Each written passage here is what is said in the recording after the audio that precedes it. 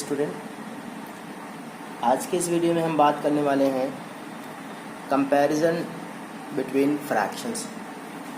और इसी टॉपिक के आगे हम बात करेंगे अरेंजमेंट ऑफ फ्रैक्शंस, यानी असेंडिंग और डिसेंडिंग ऑर्डर में फ्रैक्शंस को अरेंज किया जाएगा। तो सबसे पहले हम यहाँ पे देखते हैं कि दो फ्रैक्शंस को कंपेयर करने के लिए हमारे पास पहले दो तरीके हैं। वो दो तरीके तभी एप्लीकेबल होते हैं जब या तो फ्रैक्शंस के डिनोमिनेटर्स सेम हो और या तो फ्रैक्शंस के न्यूमरेटर्स सेम हो। तो यहाँ पे मैंने पहले ही दो एग्जांपल लिया हुआ है। जैसे यहाँ पे देखिए, आपका ये दो फ्रैक्शंस हैं जिनमें इनके डिनोमिनेटर्स सेम है। तो जब डिनोमिनेटर्स सेम होंगे तो ऐसे में आपको न्यूमरेटर चेक करना है। जिस फ्रैक्शन का न्यूमरेटर बड़ा होगा वो फ्रैक्शन बड़ा हो जाएगा। जैसे यहाँ पे आप देखिए, ये 3/4 और 1/4 में दोनों का डिनोमिनेटर सेम है और इस वाले फ्रैक्शन का न्यूमरेटर बड़ा है, तो ये फ्रैक्शन बड़ा हो गया, यानी 3/4 इज़ ग्रेटर देन 1/4। और दूसरा तरीका वैलिड तब होगा जब इनके न्यूमरेटर्स सेम होंगे। देखिए यहाँ पे दोनों के न्यूमरेटर्स सेम है और डिनोमिनेटर्स डिफरेंट है। तो ऐसे में हमें क्या करना है कि डिनोमिनेटर्स को देखना है। जिस फ्रैक्शन का डिनोमिनेटर छोटा हो जाएगा वो एक्चुअली बड़ा हो जाएगा। यहाँ पे देखिए 6 और 8 में 6 छोटा है, तो ये फ्रैक्शन 1/6 ये फ्रैक्शन बड़ा हो जाएगा। तो ये दोनों तरीके तो तभी वैलिड होंगे जब या तो न्यूमरेटर इक्वल हो और या तो डिनोमिनेटर इक्वल हो। बट दोनों ही अगर डिफरेंट है, numerator as well as denominator दोनों ही डिफरेंट हैं, तब ऐसे केस में हमें क्या करना चाहिए? तब ऐसे केस में जैसे मान लीजिए एक नंबर है 3/4 और दूसरा नंबर है यहाँ पे 2/5। तो इस फ्रैक्शन को कंपेयर, इन फ्रैक्शंस को कंपेयर करने के लिए हम क्या करेंगे? इसका एक तरीका तो ये है कि हम इनको क्रॉस मल्टीप्लाई करें और यहीं से हमें पता चल जाएगा। जैसे अगर हम 5 को 3 से इसके इस न्यूमरेटर के इस फ्रैक्शन के इस न्यूमरेटर से इस 5 को मल्टीप्लाई करके इसके सामने लिखते हैं, तो 3 5 15 और इस फ्रैक्शन के न्यूमरेटर को इसके डिनोमिनेटर से मल्टीप्लाई करते हैं, 4 2 8। और अब आप देखिए इसमें 15 बड़ा है, यानी जिस फ्रैक्शन का न्यूमरेटर लेके आपने मल्टीप्लाई किया हुआ है, जैसे इस फ्रैक्शन का न्यूमरेटर लिया हुआ है, इसके डिनोमिनेटर से मल्टीप्लाई किया हुआ है तो इसके नीचे लिखा है। इस फ्रैक्शन के न्यूमरेटर का को लिया है और इसके डिनोमिनेटर से इसको मल्टीप्लाई करके यहाँ लिखा है।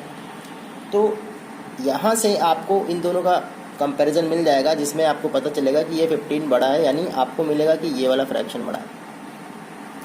इसी का एक दूसरा तरीका भी है, वो ये है कि हम इस फ्रैक्शन, इन दोनों ही फ्रैक्शंस को लाइक फ्रैक्शन में चेंज कर लें। लाइक में चेंज करने के लिए हमें क्या करना पड़ेगा?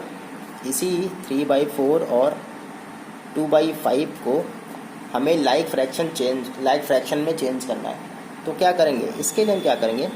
इनके डिनोमिनेटर्स को लेके इनका एलसीएम निकालेंगे और एलसीएम 4 और 5 का एलसीएम आप निकाल सकते हैं, ये आएगा 20।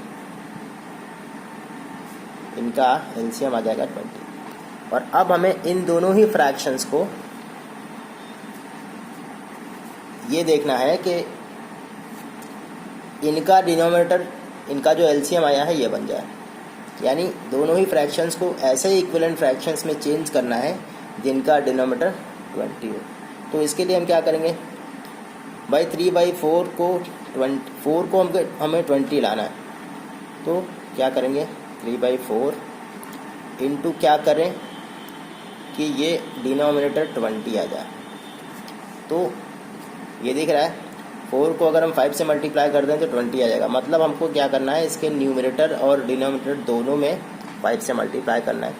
तो 3 5 15 एंड 4 5 20। तो इस तरह से हमें 3/4 की वैल्यू मिलती है 15/20।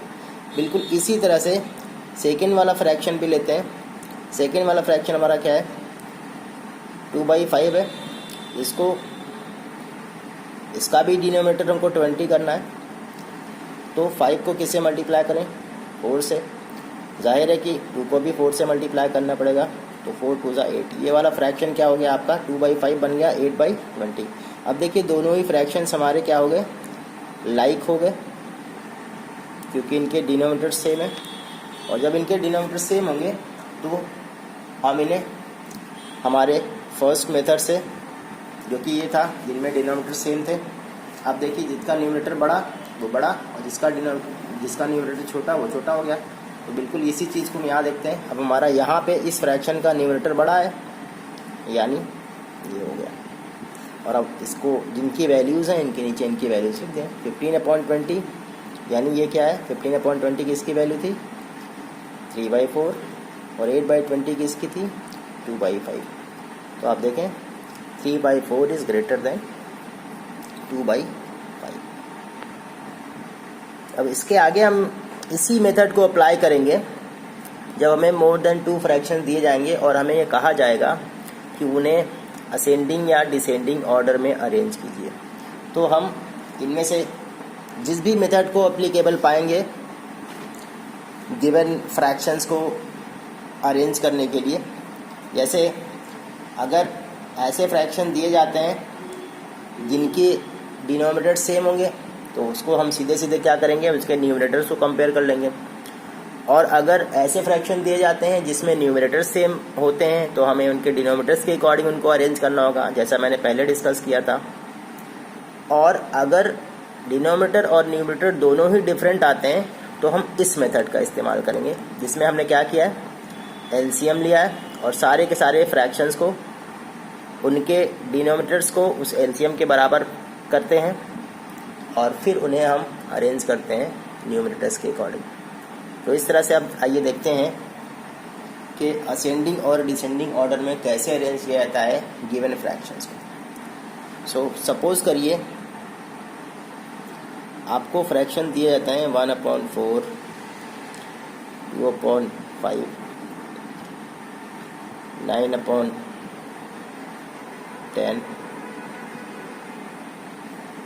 13/20. So suppose these 4 fractions are to be arranged in ascending order. तो सबसे पहले हम क्या करेंगे, इन सारे फ्रैक्शंस के डिनोमिनेटर्स को देखेंगे और इन सारे फ्रैक्शंस के डिनोमिनेटर्स का एलसीएम निकालेंगे। तो ये एलसीएम क्या आएगा ये हम देखते हैं। तो 4, 5, 10 एंड 20 का एलसीएम निकालेगा, ये आप निकाल सकते हैं, अगर आप चाहें तो मैं निकाल दूँ। ओके चलिए हम निकालते हैं यहाँ पर। सो 4, 5, 10 एंड 20। अब इनमें क्या करते हैं, आप प्राइम से डिवाइड करते हैं। प्राइम यानी 2, 3, 5, 7 ऐसे नंबर से इनको डिवाइड करना होता है। तो फिलहाल आप यहाँ देखें कि फर्स्ट प्राइम नंबर कौन सा होगा, 2 से डिवाइड करेंगे, जो डिवाइड होगा उसको डिवाइड करेंगे, जो नहीं होगा उसको ऐसा कॉपी कर लेंगे। 2 2 ज़ा 4, 5 नहीं डिवाइड होगा, इसको ऐसा छोड़ दीजिए। 2 5 ज़ा 10, देन 2 10 ज़ा। अभी भी 2 से डिवाइड वाले नंबर होंगे, तो अगर एक भी नंबर 2 से डिवाइड होगा तो हमको डिवाइड करते रहना है तब तक जब तक सारे के सारे डिवाइड होके 1 नहीं आ जाते। ओके सो ये डिवाइड होगा 2 1 ज़ा 2, 5 फिर से नहीं डिवाइड होगा, ये वाला भी नहीं होगा, एंड 2 5 ज़ा 10 अगेन।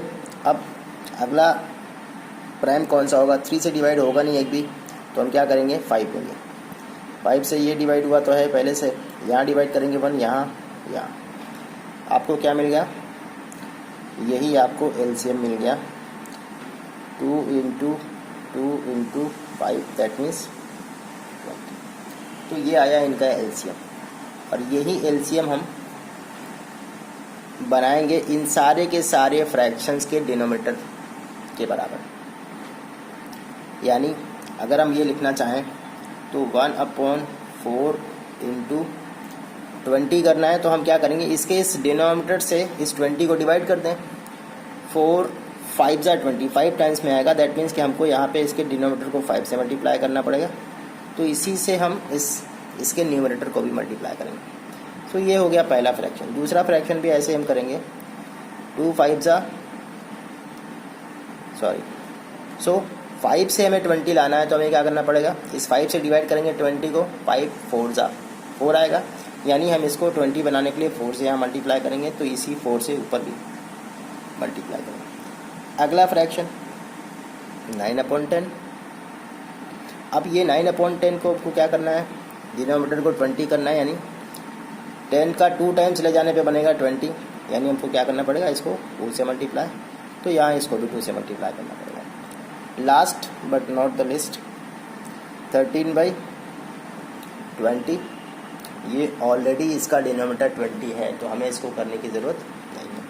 तो अब इनको अब क्या करें, सिंप्लीफाई कर लें। 1 5 जा 5 एंड नीचे 20 आएगा, 2 4 जा 8, 5 4 जा 20, ये भी 10 2 जा 20, 9 2 जा 18 एंड देन यहाँ पे क्या है 13/20।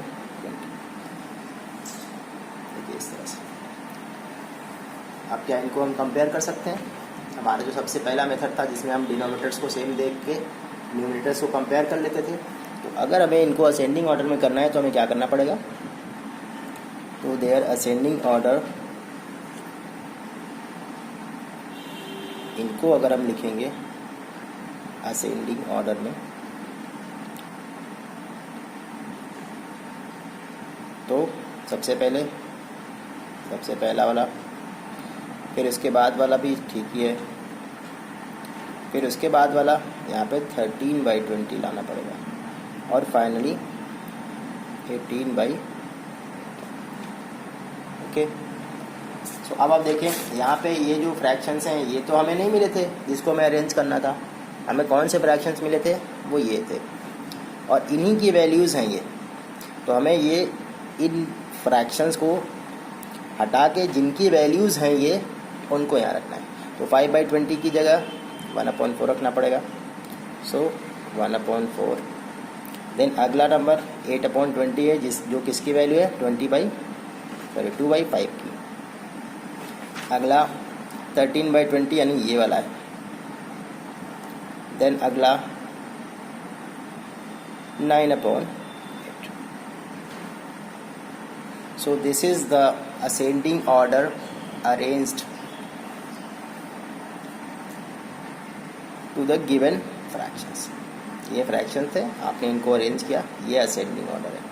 अगर इसी को डिसेंडिंग करना होता तो हम क्या करते, तो सबसे पहले सबसे बड़ा लिखते, यानी ये वाला, फिर ये वाला, फिर ये वाला और फिर ये वाला और इनकी वैल्यूज़, यानी ये फिर ये फिर ये फिर ये। इस तरह से आप गिवन नंबर्स को असेंडिंग या डिसेंडिंग ऑर्डर्स में अरेंज कर सकते हैं।